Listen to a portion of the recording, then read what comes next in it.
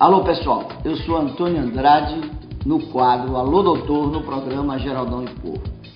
E dessa vez existe uma preocupação muito grande do pessoal lá de Cajazeira, justamente procurando saber por que essa crise da violência, as pessoas são muito acometidas de traumas na cabeça ou politrauma dos acidentes de um modo geral. E aí a grande preocupação da população é por que o indivíduo entra em coma.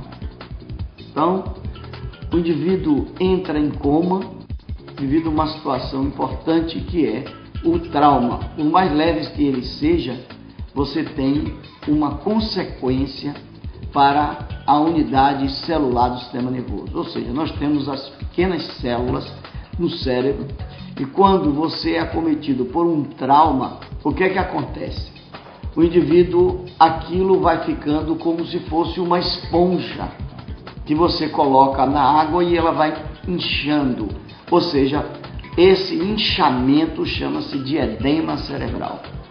Esse edema cerebral tem várias condições que nós podemos dizer a vocês que em decorrência do trauma, foi um trauma menor, trauma moderado ou um trauma maior. Então, e uma vez esse trauma atingindo o tecido cerebral, o que é que acontece? Ele vai ter um inchaço e vai comprimir as estruturas que vai manter você acordado. No cérebro, nós temos uma coisa importante, que é a capacidade de nós estarmos consciente em vigília. Tem uma área do cérebro que fica na parte média e posterior, que é chamada tronco cerebral. Tem os nomes complicados, mas o objetivo nosso é passar para vocês aquilo que é o que vocês vão ter o entendimento.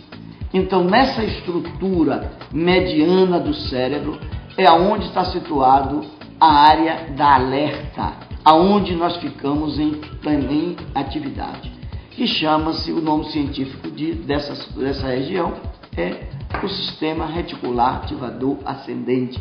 Ele que vai fazer a propagação para os hemisférios cerebrais, para a parte do cérebro propriamente dito, e aí ele vai inibir as suas funções. Ou seja, o homem que fala, que vê, que ri, que pensa, que se movimenta, que fica afável ou que muda de comportamento, quando ele tem uma agressão dessa estrutura, ele vai ficando sonolento, vem todo um quadro de dor de cabeça, ele pode ter crises convulsivas e aí ele vai entrar em coma.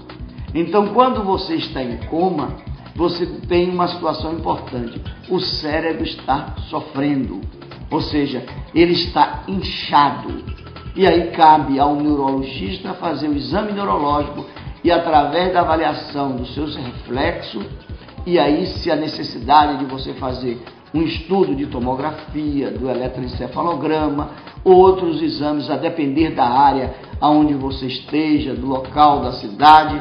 Quanto maior, você pode usar aparelhos mais sofisticados para você dar com mais precisão o diagnóstico e iniciar o tratamento. Então, relembrando para vocês que o coma é um estado de perda de consciência por agressão a uma estrutura cerebral responsável pela consciência. Então, preste bem atenção a esses dados. E pode um indivíduo permanecer em coma por um período curto, moderado ou um período longo de anos. E você sabe que em determinados comas os indivíduos podem voltar à sua atividade normal, porém ele volta um pouco desorientado, com falhas de memória, ou seja, todas aquelas funções que o indivíduo tem normalmente, que são chamadas isso de funções corticais, funções mentais superiores, que vai desde o estado de humor até a movimentação de parte do corpo, pensamento, memória e o movimento da motilidade ocular, mastigação, deglutição, tudo isso é dado por essa grande vísceras que é chamada de cérebro. Então, é isso que eu peço a vocês. É uma mensagem, mais uma mensagem para que vocês tenham o cuidado, porque o melhor tratamento para o coma é a prevenção. Como tudo na medicina, de um modo geral, a prevenção é um dado fundamental. Não beba, não ande de bicicleta, não ande de carro de maneira, estou dizendo, você tem que andar de tudo isso, mas não andar de uma maneira irresponsável. Eu sou o Dr. Antônio Andrade, no programa Geraldão e o Povo, no quadro Alô Doutor, e espero ter respondido a pergunta do nosso telespectador, não é isso? De Cajazeiras.